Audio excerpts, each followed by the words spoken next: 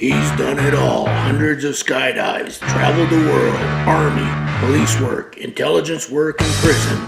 Now he's an author and a biker with an axe to grind. He's Dennis M. Young. It's Christmas Day 2016. I'm Dennis Young. Is there such thing as war for oil? The evidence says that that's partly true, but it isn't the whole story. Much of the US dollar's value is based on its ability to have access to an oil supply. So it's really war for the dollar vis-a-vis oil. But accessing oil may require war, and then you have to have a secure supply route, which may require several wars. The big picture is a question that asks the American oligarchs, how do we become owners of the world's biggest oil supply, and how do we get the oil to the big consumer? So here's the Caspian Sea oil picture. I'm going to start with the Caspian Sea. A few problems here. Number one, the Russians have a small naval fleet in the Caspian Sea consisting of a Marine Infantry Brigade and 195 combat vehicles and 8 landing craft. They also have 2 frigates, 8 corvettes, 3 cruise missile patrol boats, 5 fast gunboats, and 5 minesweepers. It isn't the U.S. 6th Fleet, but it'd take a hell of a lot more than a few commandos to jump in and secure the Caspian Sea. And there's a lot more where that come from. If you think you're going to waltz into the new Russia and say, we're going to take your stuff and get rich while you're going to be poor, you're delusional. Also, the Caspian lies in the heart of Russia and borders Iran, so logistics and resupply would not be a big issue for those countries. By contrast, it would be a huge issue for Western forces. Let's be clear. For the U.S. to steal the Caspian Sea would require a full-on war with Russia and Iran, a war that the U.S. would lose. We just ain't getting it. Period. On to the oil/dollar related Syrian Mayhem. This is a little easier logistically than the Caspian Sea, but it still isn't going to fly. Syrian President Assad was given the choice to give the right-of-way to a pipeline that runs from Qatar and Saudi Arabia, both big funders of the Clinton Foundation, through Jordan and straight north through Aleppo, Syria, through Turkey and into Western Europe. With this, we can understand why the Syrians and Russians fought so hard for Aleppo against the Clinton-funded ISIS.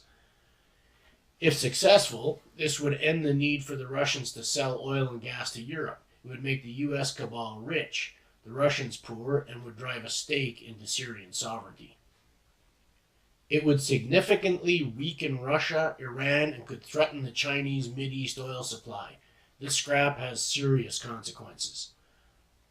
Assad told the cabal to piss off and instantly became a murdering terrorist. America has not won a war outright since World War II. It barely held on against the Chinese force in Korea. It lost Vietnam to a bunch of rice farmers. It can't control a bunch of cave dwellers in Afghanistan or a bunch of Bedouins in Iraq. How could it possibly take on a high-tech Russia aided by infinite Chinese soldiers in the same environment? Okay, so that's 2 impossible to take oil fields down. We have 1 to go, and there's probably more than that I'm not going to get into. This problem is the easiest logistical problem for the U.S., but involves invading Russia. We all know the easy time that King Charles of Sweden had, and Napoleon had, and Hitler with 4 million man invasion force had when they invaded Russia. So an army that hasn't won since World War II shouldn't have a problem conquering a land that has never been conquered, right? How did the greatest country in the world become this aggressive warmonger? Bankers and oil-linked dollars, that's how. The U.S. and George Soros has spent $5 billion on the Ukrainian project, and they openly admit this. Why? A quick look at the map shows that the majority of Ukraine's oil supply lies near the Russian border and is occupied by ethnic Russians. I was in the Crimea in 2002. There were more Russian flags flying than there were Trump signs planted in Sturgis, South Dakota. Everyone spoke Russian and called themselves Russian. Even the UN Charter says that a nation can protect its ethnic population outside its borders. To attempt to take these ethnic Russian areas is an attack on Russia itself. There had to be a good reason when the scumbag Nuland went to Kiev to hand out dollars and cookies to inflame the Euromaidan radicals to overthrow democracy in the Ukraine in November of 2013. What was the return on investment? This is the Rosetta Stone to this whole incident right here. In May of 2014, Hunter Biden, the son of Vice President Joe Biden, joined Burisma, a Ukrainian gas company that had secured the rights to the gas fields in ethnically Russian parts of the East Ukraine. The Maidan enabled Hunter Biden's greed. Dirty bastards. So the dollar being linked to oil has created the need for war to secure oil fields and to make filthy businessmen, politicians like the Bidens, wealthy. It appears that we need to separate business and state as much as we had to separate church and state.